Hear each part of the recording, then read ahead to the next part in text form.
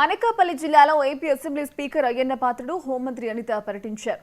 తాండవ reservoir కు జలహారతిచ్చి project ఆయకట్టు నీటిని విడుదల చేశారు. ఈ సందర్భంగా అయ్యన్న పాత్రుడు మాట్లాడుతూ నర్సీపట్నం, పాయకరావుపేట, కాకినాడ జిల్లాల పంట పొలాలకు ఈ రిజర్వాయర్ ద్వారా సాగునీరు అందుతుందని చెప్పారు. గత ప్రభుత్వం తాండవ రిజర్వాయర్ ను నిర్లక్ష్యం చేసిందని ఆరోపించారు. తుని, పాయకరావుపేట, నర్సీపట్నం రైతులు తాండవ ప్రాజెక్టు మీద ఆధారపడ్డారని హోంమంత్రి అనిత అన్నారు. గత ప్రభుత్వం కనీసం ప్రాజెక్టు గేట్ల మరమ్మతులు కూడా చేయలేదని ఆమె విమర్శించారు. ఈ రిజర్వాయర్ ద్వారా సుమారు 50,000 ఎకరాలకు సాగునీరు అందుతుందని చెప్పారు.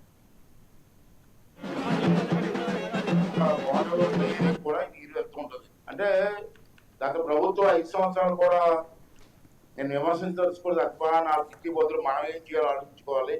వాళ్ళు పట్టించుకోలేదు. ఆఖరికి 7 లక్షల రూపాయలు గేటు పోతే గేటు కూడా వేయడానికి డబ్బులు లేవన్నారు 5 సంవత్సరాల్లో. ఒక పండగ వాతావరణంలో ఇక్కడ గేటు లిఫ్ట్ చేయాలని ఉద్దేశంతో ముహూర్తం పెట్టడం జరిగింది. మన పెద్దలు పూజ చేసి రాబోయే పంట టైం అంతా కూడా సక్రమంగా వర్షాలు పడుతూ తాండవ నీరు కూడా ఉపయోగించుకొని రైతులందరికీ కూడా మేలు జరగాలని చెప్పి ఆ భగవంతుని కోరుకుంటూ ఇప్పుడు గేటు కూడా మనం లిఫ్ట్ చేయబోతున్నాం. అప్పుడు తాండవ గురించి ఎలాగ ఆలోచన పుట్టిందో మన అడుగు తెలియదు, నాకే తెలియదు, మీకే తెలుస్తుంది.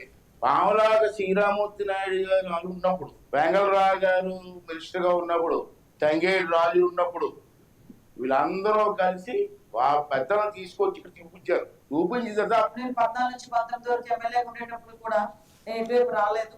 కానీ ఈ రోజు మీతో పాటు రావడం నిజంగా ఒక మంచి అనుభూతి ఇది. ఎందుకంటే వస్తున్న ప్రతి చోట చెప్తున్నారు అనమాట, పలానా టైంలో కట్టారమ్మా ఇది, అక్కడ నుంచి కూడా మేము మెయింటైన్ చేసుకొని వస్తున్నాం.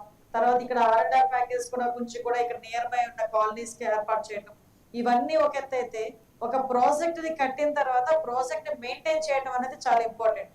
లాస్ట్ 5 సంవత్సరాలు అది కంప్లీట్ గా క్లోజ్ అయిపోయింది.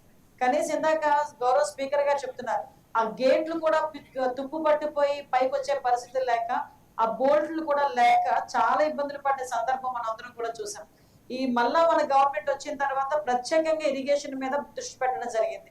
ఇరిగేషన్ మీద దృష్టి పెట్టడమే కాదు, కేవలం ఇలాంటి ఎక్కడెక్కడైతే గేట్లు పాడైపోయిన గేట్లు ఉన్నాయి, లేకపోతే తుప్పు పట్టిపోయిన గేట్లు ఉన్నాయి, వ్యవసాయ ఆధారిత కాలువలు ఎక్కడున్నాయి, వాళ్ళకి సంబంధించి రిజర్వాయర్లు ఎక్కడున్నాయి, ఇవన్నీ కూడా ఒక క్రానలాజికల్ గా తీసుకొని ఒక పక్క ఇరిగేషన్ డిపార్ట్మెంట్ తో పాటు SDRMF మన డిజాస్టర్ మేనేజ్మెంట్ కూడా దీంట్లో పాలు పంచుకొని ఈ రోజు మన డిజాస్టర్ మేనేజ్మెంట్